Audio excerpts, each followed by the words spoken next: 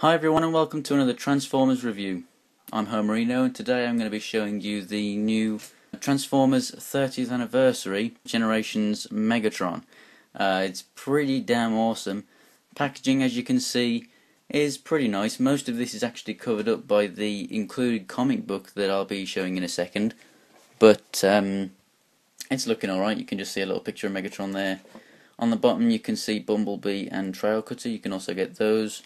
And then on the back we have some specs along with a bio and a look at the figure itself. So also included in the box you get a very nice instruction sheet. Now I don't normally take a look at the instructions because the whole point of Transformers for me is you get that little extra factor of figuring out the transformation basically, but it's a very extensive sheet. Now I don't know if you're getting more detail here in the transformations because of its level, but it's a pretty decent sheet. Very nice big picture of Megatron, which is also featured on the front of this comic book. Now this is a very good book. It's a very good incentive that they're putting in with these figures to try and make you want to buy these guys, but honestly they are really good. So I'm not going to show you all of the book, but on the first page here it shows you the story so far and a nice big picture of Megatron. I'll just show you the first page, Megatron walking with Soundwave. Now as you can see, Megatron has this nice purple detailing throughout all the little lines, and then on the back here we have some other Transformers stuff. They're in a very nice War for Cybertron or Fall of Cybertron look there. And as you can see, the story continues in Revenge of the Decepticons, Transformers Volume 3. So I'm not going to show you any of the actual book because I don't want to ruin it for anyone, but very good book and very good incentive to make you want to get this guy. But as you can see here, on all these intricate lines, this one does not have all of those light up lines there of Energon. Now the figure is very much like this. What I would really love, and I'll get onto it in a minute here, is a Voyager version with him with those lines throughout. But without further ado, let's take a look at Megatron right now. So here's Megatron in his bomber mode, and he really does look very awesome. He is black, and these wingtips do separate to form his weapon later on, so they are moulded in this nice clear purpley pinkish plastic, and then they have the black painted over them with a sort of sparkly silvery sort of purpley paint over the top there. That is throughout the rest of the figure. Here it is black. It has sort of little sparkles. I'll see if I can focus in and see if you can spot any of those. Actually, yeah, it does come up quite nice on the camera. You can see it is a lot more visible on these parts than throughout the rest of the figure, but very nice on the whole. It's got a sort of lilacish, silvery sort of nose there, bright purple landing gear, and this peg which isn't on the other side. I'll show you what that does later. And then you have that same sort of purpley silvery colour on the intakes. On the underside you can see his head, but you can just turn it round if you don't like that there. On the whole you are getting more of the robot features there, but it still looks very nice. The landing gear is nicely moulded in. These ones here I don't care about too much, but yeah, you can just fold that away. Mine's quite stiff to get out, better to be stiff than loose, and at the back it looks quite nice. Now one of the most important things for me is how it scales with Starscream. So I'm going to put him here, and here is the Asia exclusive deluxe Starscream from the 3-set pack, which I got earlier in the year when it came out. I pre-ordered, and I still haven't got a review up for it, but I will get to it. But as you can see, this is why I said I wanted it in Voyager, because I do really love deluxe class figures. I do like them a lot more than Voyagers. They feel more intricate rather than toy-like. However, you know, a bomber next to Starscream should be a lot bigger, and he's a lot bigger in the comic, and honestly, a Voyager size would be the perfect scale from reading that book. But on the whole, they look very nice together, and definitely is not too bad, but I would really like it in Voyager size. So first of all, to transform Megatron, what you want to do is just take these wingtips off. They come very easily, they're just pegged on here, but they are, they're not loose. They will come off easy, but only when you want them to. So, nothing wrong there. With taking the arms off, you just unpeg them from the legs here. Pull these flaps right the way up. They're going to be the backs of the shoulders. And then what you want to do is rotate the arms down, like so. Now, you're going to pull the legs out. They're attached here and here. So it's just pull and then pull out. And as you rotate them out, this part here, the knee piece, will come out too. But what you need to do is rotate it at the hip so that it comes down. I'll bring it out this way so you can see. As I bring the leg down, the knee piece unfolds, turn the leg round, pull the foot out, and the heel will come out naturally as well. And then these pieces are on a hinge, so you can have him with a wide leg. You can put it in for a bit of a slimmer look. It is the exact look as it is in the comic. A little hollow, but it doesn't really matter. You don't get that feel when you look at it all around.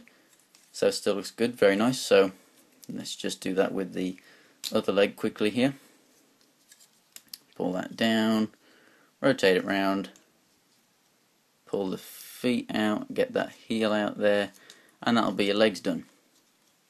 So now what you want to do is, this was up here, you want to pull it down on the hinge so it's down here, and then just wiggle these out so that they're separated at the top.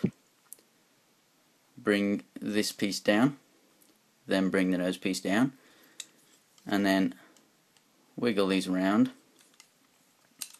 You can fold these guys up if they want to disconnect. There we go. And then you've got this little hook which goes into this little hole here. So that hooks into place there. Bring the hook up, push it into place there. This nose piece pushes down, and as you can see the front of the nose, it has those two little slots, so they just go down into position there, and that reveals a nice Decepticon logo and Megatron's head. So I'll just get a close-up of that head right now. It looks very nice. Unfortunately, as you can see, it does have light piping, but the head is so small and the light piping area is so small, as well as this back piece being over the head, which is accurate, but it does hinder that a lot, so you don't actually get any functional light piping there. It's unfortunate, unless you shine a light directly behind it, it doesn't work all too great. So now you can just straighten up the arms, you can pull the hands out and rotate them around, and then here we have Megatron fully transformed. But as we all know, Megatron is not Megatron without a fusion cannon. So what we're going to do right here is take those pieces that we took off him earlier, these two pieces right here, and you're going to flip out this peg, and then you're going to connect the two together. And obviously on the inside here you can see exactly that the purple is nicely detailed, but it's a clear purple. And what you want to do is peg those together like so, and then hold it here and pull on this bar, pull that back, and that reveals a fusion cannon.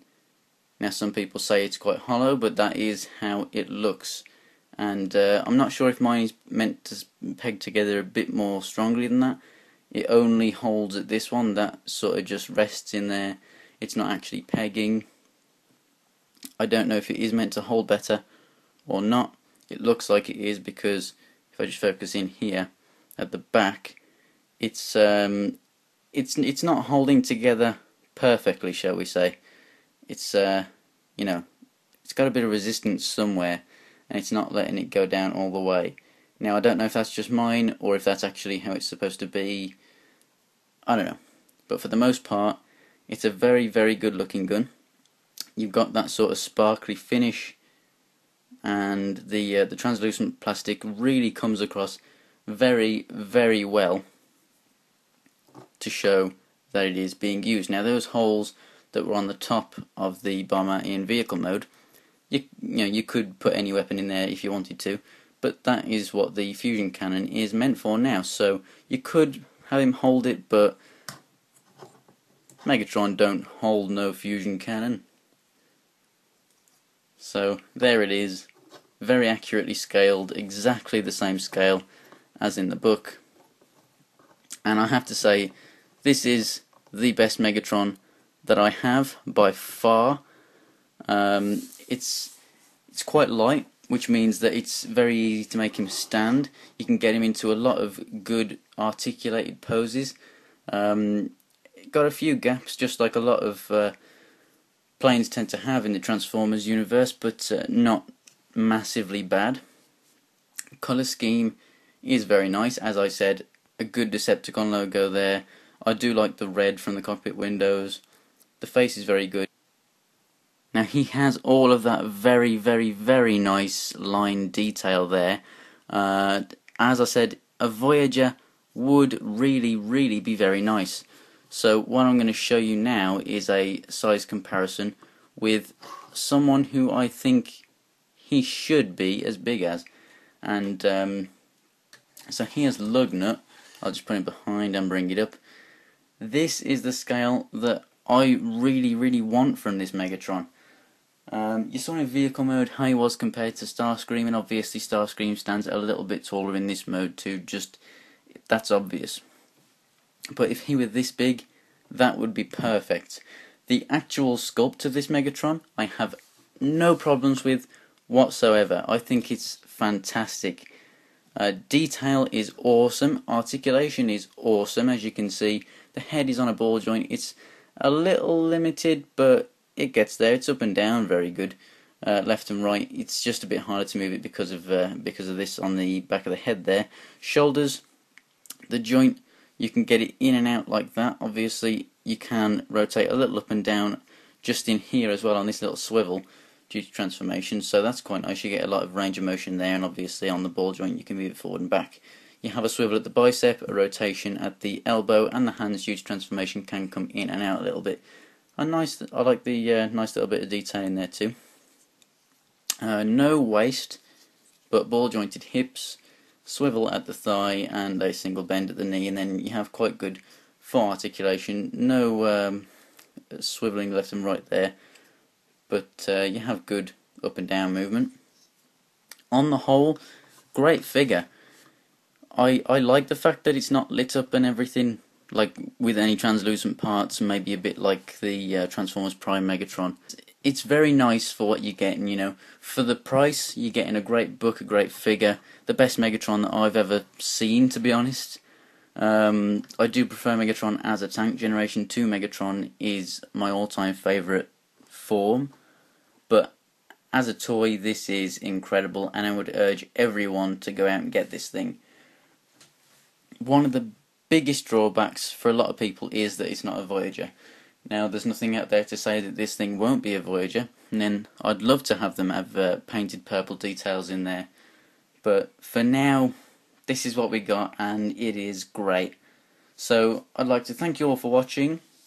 If you do like this review, please like it, give me some good feedback, maybe subscribe to see more. And also, if you do like the 30th anniversary Transformers collections that are coming out, I have the new 30th anniversary collection book, which is a collection of Marvel, Dreamwave and IDW comics. It's sort of like the best Transformers edition sort of thing, and I'm just going to do a quick little overview of that sometime soon, so stay tuned for that. And yeah, that's it from this review. Thanks for watching, and I'll see you next time.